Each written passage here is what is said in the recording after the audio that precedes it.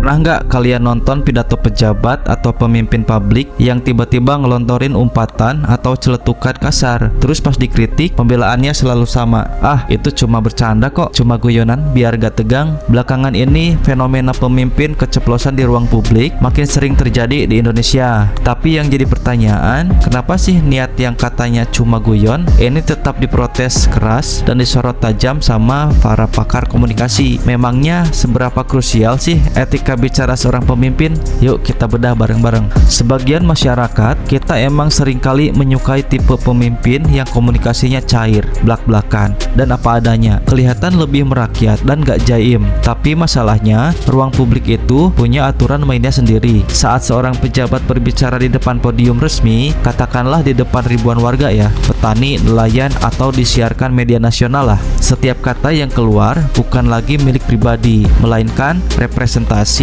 dari jabatan yang diemban. Pakar ilmu komunikasi sering mengingatkan bahwa ucapan kepala negara atau pejabat tinggi itu punya efek kejut dan dampak domino yang besar ke masyarakat. Jadi gak semuanya langsung tameng kesalahannya ditutup pakai kata refleks atau humanis. Nah, biar dapet insight baru, mari kita lihat nih dari kacamata filsafat dan komunikasi. Dalam dunia akademis ada yang namanya etika deontologi. Salah satu pencetus adalah filsuf terkenal Immanuel Kant. Teori ini mengajarkan kalau benarnya suatu tindakan itu gak diukur dari niat baik di dalam hati ataupun apa akibatnya nanti, melainkan dari kewajiban moral yang harus dipenuhi saat itu juga. Nah, bagi seorang pemimpin publik, kewajiban moral terkecilnya adalah menjaga martabat jabatannya, menunjukkan kesopanan universal, dan menghormati ruang publik. Jadi, meskipun niatnya di dalam hati itu 100% baik, misalnya nih, pengen mengkritik koruptor yang menyindir pejabat malas, kalau cara penyampaiannya melanggar batas, kepantasan budaya, dan etika kesopanan, secara moral itu tetap dinilai cacat. Niat baik aja gak cukup kalau caranya keliru.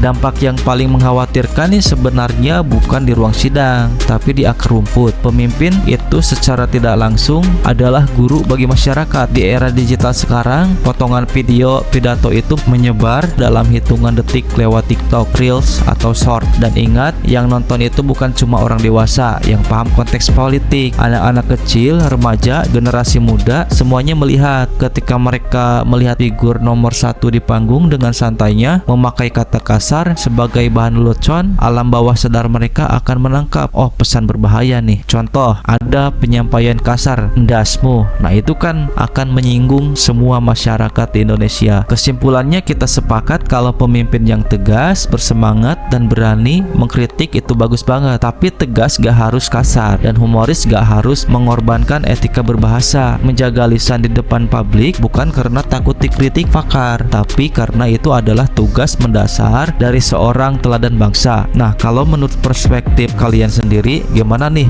melihat fenomena gaya berbicara pemimpin kita akhir-akhir ini? Apakah kalian tipe yang maklum atau yang merasa harus diubah? Yuk tulis opini kalian di komentar ya.